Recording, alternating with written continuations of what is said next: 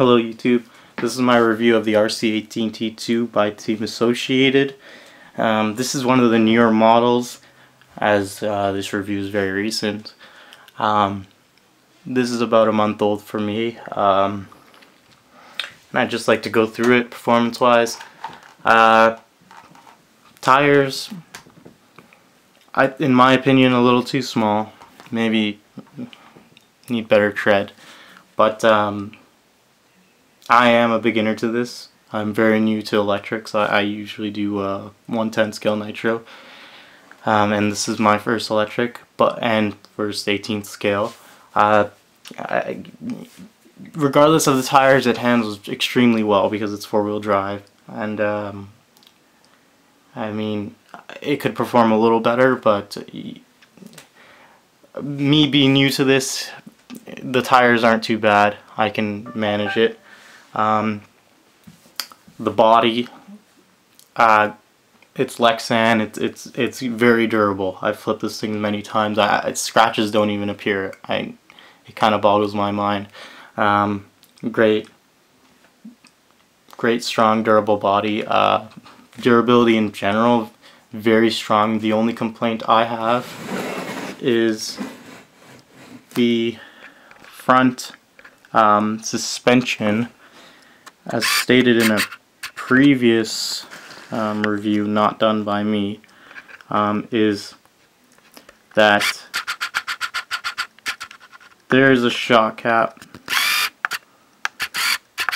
at the bottom of the shock that holds the oil in, and you go off jumps.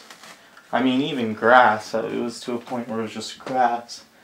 The end of the shock cap likes to come off, and your oil likes to come out. It's not a very good combination. It actually quite disappointed me.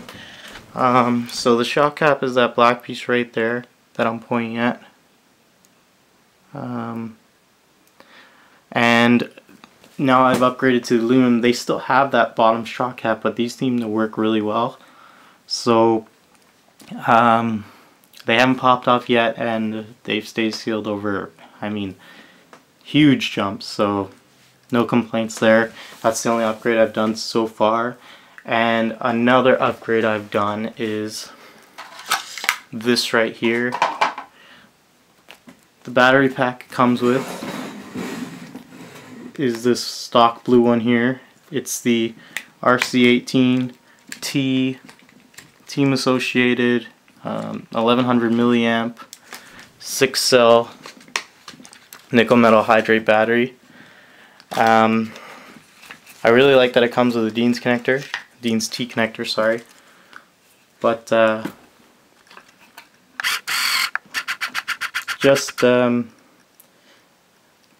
got about 5 battery packs through it, and then I blew a cell, I'm assuming, because the thing would go for about 5 minutes and then die. The original run time was about 20 minutes, so I like that, but again, I only got 5 runs out of it, so it's not very good. If you are a first user for electrics, this car doesn't exactly need lipos, so I went out and just purchased another nickel metal hydrate battery because it's a lot cheaper. You don't have to buy a lipo charger. You don't have to invest too much money into it. Just basically replace the battery. The charger for the stock, if you get a battery pack without a charger, it's going to cost you a lot less. Mine only cost $22, $25 after tax, and I do live in Canada, so that's a current price right now. This is a stock charger for the blue battery pack there that you see. This charges the new battery pack that I got. Takes long as hell, but you know what? I am new to the sport, to electric anyways, and yeah, it works good. So I would recommend just grabbing a nickel metal hydrate battery pack instead of lipos, so you save a bunch of money. And this is the battery pack that I bought. It's a 1600 milliamp nickel metal hydrate in Teggy brand. it works extremely well. It seems like there's a rocket behind this thing once I put it in, so it's more than enough power for me. This is a brushless system, so regardless, it's going fast. The LiPo, you might get a longer run time, but this already lasts about half an hour, so I'm very, very satisfied with this. I wouldn't recommend LiPos if you're getting this truck. I mean, it's overkill, and why blow the budget, right? You're going to get LiPos, go get it in a 1/10 scale, 1/8 scale. Do something bigger. This doesn't need it. Just grab a high milliamp nickel metal hydrate battery, and I mean, you'll love it. You'll never regret it. 25 bucks, so do the trick.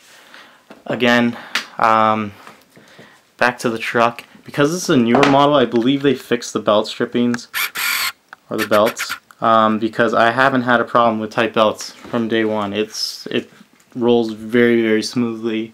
My slipper clutch was tight. I didn't have any problems with that. And the shocks, they still float around, as Leprechaun did a review, and I seen that a long time ago. They do float around, but in my opinion, they do float around, and they're floating around now because I'm lifting the car up. When there's a load on the car, these don't move anywhere. I mean, yeah, they move side to side, but they're not moving off the shock cap, so I don't see it being a big problem unless it's like, yeah, in the air. But I mean, while it's in the air, I doubt these are moving around and then it's gonna land and, you know, mess up the car. I am gonna upgrade to the aluminum anyways, just to match the front, not for any specific reason.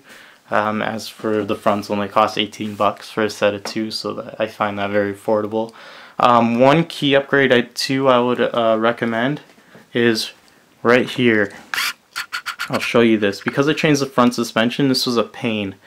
The top ball cap, right here where my finger is it's opened. See how I can unthread the screw through the ball cap? Take that out. The bottom ones, they don't have a hole in the back. They're just closed. For $3.69 Canadian currency, you can get the ball caps with the holes at the back so that you can unthread them. I strongly recommend that. If I knew that was out there when I did the fronts, I would have done that, because now they're closed, because I replaced them when they're closed still.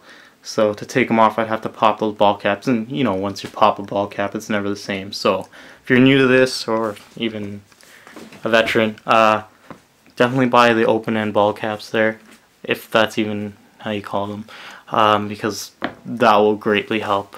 Also buy body clips. You know, it only comes with 3, and you might lose one. I have a 1/10 scale nitro, so I had a bunch that still fit this one. As for upgrades, everything's strong. It's all plastic up front, but it takes a beating. Believe me, I've flipped this thing, cartwheel the thing, and it runs beautifully. And durability's number one.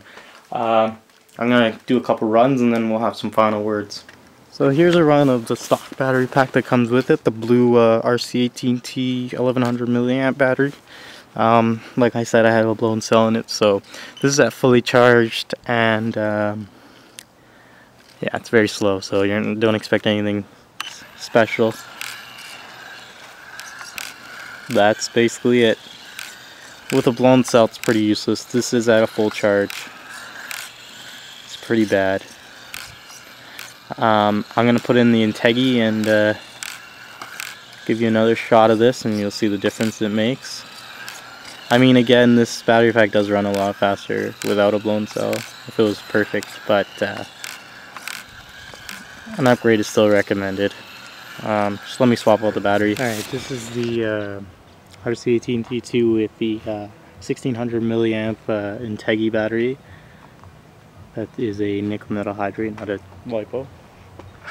And show you some speed.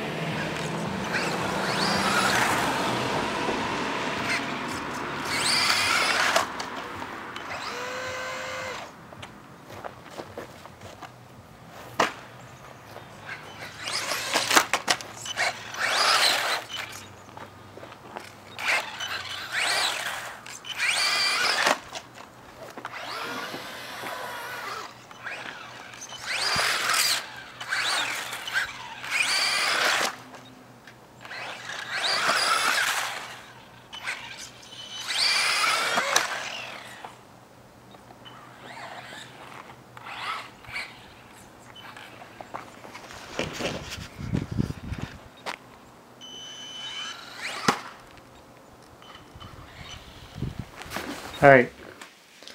On a final note on this car, I think the tires are too small. I think they should be a little bigger. I have the EXC Smash. Well, I bought it for my nephew. And the tires are not a lot bigger, but they come up to about here compared to these ones. I think that's a little more reasonable. I think the tires they give you, they're not they're not the best. They grip really well, but I mean, like, I had mine for a month. They're almost bald. Suspension's good, other than those caps coming off. You might not have the same problem I did. And overall, a really good car, really fast, as you guys seen in the run videos. It's a great truck.